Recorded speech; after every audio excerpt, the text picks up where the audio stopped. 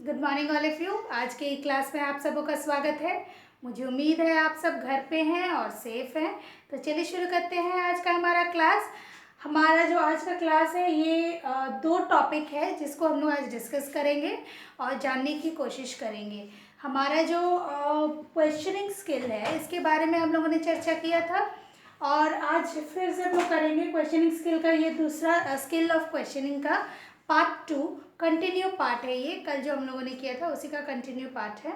तो चलिए शुरू करते हैं आज का हमारा क्लास। तो सबसे पहला पॉइंट है प्रॉम्प्टिंग यानी कि प्रेरित उत्साह। जो क्वेश्चनिंग स्किल है ये क्या करता है? प्रॉम्प्टिंग करता है। प्रॉम्प्टिंग मतलब प्रेरित करता है, बच्चों को आगे आने में प्रेरित करता है, उनको बताता है, उनको इंटरेक्ट करने के लिए उनको प्रेरित करता है, उनको उत्साह देता है कि वो और जाने और उसके बारे में कुछ नया सीखे।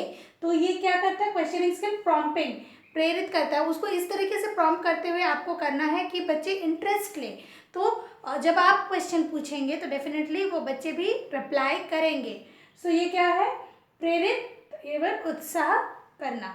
नेक्स्ट है सीकिंग फर्दर इंफॉर्मेशन यानी कि आगे की जानकारी प्राप्त करना। एक टीचर क्वेश्चन क्यों करती है या करता है?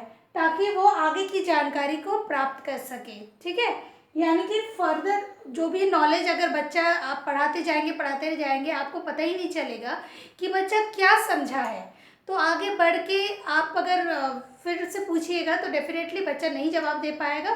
तो आपका एक तरह से बोला जाए तो वो जो टाइम आपने लिया है वो शायद उनको काफ़ी नहीं होगा और टाइम की ज़रूरत होगी। सो ये क्या करता है कि अगर आपने एक पैराग्राफ पढ़ा लिया, उस पर फिर से क्वेश्चनिंग किया तो डेफिनेटली क्या है, वो आपको फर्दर इंफॉर्मेशन देने के लिए आपको बता देता है कि हाँ बच्चे ने कॉन्सेप्ट जो भी आपने पढ़ाया है वो क्लियर हो गया है। सो यहाँ पे क्या है? सीकिंग फर्दर इंफॉर्मेशन, आगे की जानकारी प्राप्त करने के लिए क्वेश्चनिंग स्किल की ज़रूरत होती है। ठीक है, नेक्स्ट है रिफोर्सिंग, फिर से रिफोकसिंग, फिर से फोकस करना यानी कि दोबारा से फोकस करना। ये चीज़ जो क्वेश्चनिंग जो है ये आपको जो क्वेश्चन करेंगे तो डेफिनेटली आपने जो पढ़ा दिया तो फिर रीफोकस करवाना होता है बच्चों को। इवन टीचर जो लर्निंग जो है वो दोनों से होता है, तो रीफोकस करवाता है बच्चों को टॉपिक पे और उसको क्लियर करने की कोशिश करता है। नेक्स्ट है रीडायरेक्शन यानी कि पुनर्निर्देशन।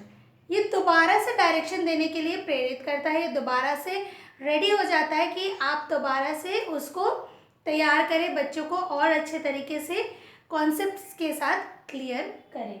नेक्स्ट है इंक्रीजिंग क्रिटिकल अवेयरनेस, आलोचनात्मक जागरूकता बढ़ाना।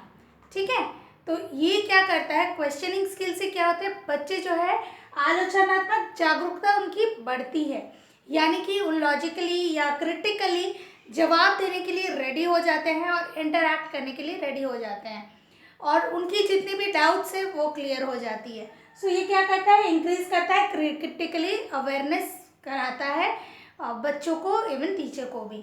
ठीक है, ये पार्ट हो गया। अब नेक्स्ट पार्ट जो है लेवल ऑफ क्वेश्चनिंग, क्या क्या लेवल्स होते हैं क्वेश्चनिंग के, इसके बारे में हम लोग जानेंगे। तो सबसे पहला है लोअर ऑर्डर लेवल। जब आप कोई टॉपिक शुरू करते हैं तो वहाँ पे किस लेवल के क्वेश्चंस आप पूछेंगे?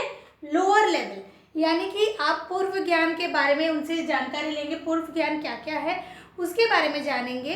तो वो क्या है, उसके लिए आपको लोअर लेवल रखना पड़ता है क्वेश्चंस का। नेक्स्ट है मिडिल ऑर्डर लेवल। जब आप थोड़े से और डीप में चैप्टर में जाइएगा तो फिर किस तरीके के क्वेश्चंस पूछा जाएगा?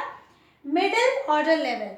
तब आपको मिडलिंग ऑर्डर लेवल आपको पूछना ज़रूरी है बच्चों से। फिर है हायर ऑर्डर लेवल। तो ये जब आप पूरा चैप्टर कंप्लीट कर लेंगे तब आप बच्चे से कहीं से कुछ भी आप पूछ सकते हैं, तो वो क्या हो जाएगा? Higher order level. आप ये सीक्वेंस ही है जाएगा इसी तरह से, लोअर मिडिल और हायर लेवल ही जाता है। कभी भी ऐसा नहीं होता है कि आपने चैप्टर पढ़ाया ही नहीं है और हायर ऑर्डर लेवल का क्वेश्चन आप बच्चे को चैप्टर के अंदर से पूछ रहे हैं तो बच्चे जवाब नहीं दे पाएंगे। सो इस ऑर्डर से आपको क्वेश्चनिंग करना है। तो ये लेवल्स है, एक तरह से लेवल है, लोअर, मिडिल और हायर। तो किस तरीके के क्वेश्चंस कब पूछे जाते हैं, इस पे आपको समझना पड़ेगा। जब आप धीरे धीरे लेसन प्लान तैयार करेंगे, जब आप धीरे धीरे क्लास में टीचिंग के लिए रेडी हो जाएंगे, माइक्रो टीचिंग के लिए रेडी हो जाएंगे, तो डेफिनेटली ये जो टॉपिक है ये आपका क्लियर हो जाएगा। सो मुझे उम्मीद है आज का जो टॉपिक है ये आप लोगों को क्लियर हो गया है। यदि नहीं हुआ है तो आज हम इसे क्लास में डिस्कस कर लेंगे और सारे डाउट्स क्लियर कर लेंगे। धन्यवाद।